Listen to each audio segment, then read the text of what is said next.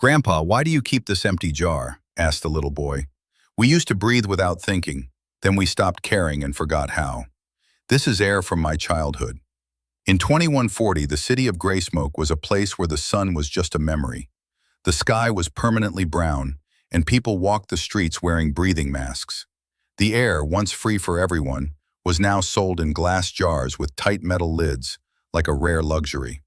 Nico, a curious 12-year-old boy, lived in a cramped apartment on the 49th floor with his grandfather, a thin man whose wrinkled face seemed shaped by time and loss.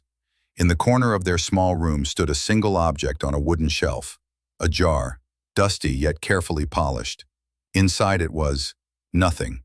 At least that's what Nico thought. One evening, as the smog thickened outside their window, Nico asked, "Grandpa, why do you keep that jar if it's empty?" Grandpa looked at it with a distant smile. "It's not empty, boy. That jar holds air, real air, from my childhood." Nico frowned. "Air? Like the stuff in the cans we buy?" "No," Grandpa chuckled sadly. "Not like that. This air came from the mountains, crisp, fresh. It smelled of pine trees and rain. You could fill your lungs without coughing."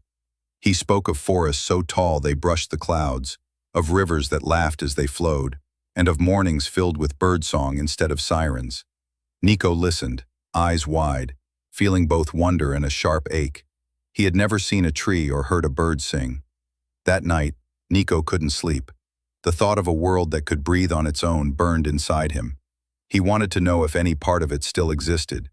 The next day, he followed the faded maps in the old city library's archives and found something unusual, a mention of the Central Botanical Dome, abandoned for decades. The city called it useless space. Nico called it a possibility. He found the greenhouse late at night.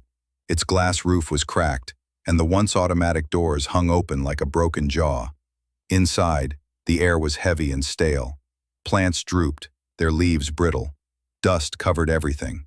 Yet, in the middle, a single stubborn vine reached toward a shaft of moonlight. Nico knelt beside it. "You're still trying," he whispered. From that day on, Nico visited the greenhouse every night. He carried buckets of water up 14 flights of broken stairs. He scraped grime from the glass to let the sunlight in. He repaired old planters using scraps he found in alleys. Weeks passed. The vine grew stronger. More leaves unfurled. The air inside became faintly sweeter. One evening, Grandpa followed him, standing in the doorway, his eyes glistened. You found it," he said, his voice trembling. Word spread. A few curious neighbors came to see, then more. Soon people were bringing seeds, soil, and even rescued bees. Children painted signs, "Our green home." The greenhouse became the city's only place where breathing without a mask was possible. Months later, the government visited. They saw people gathered there, smiling, talking, planting. They saw the bees, the flowers, and the fresh air swirling free. For the first time in decades, they saw hope. By the time Nico turned 25, he was the city's mayor.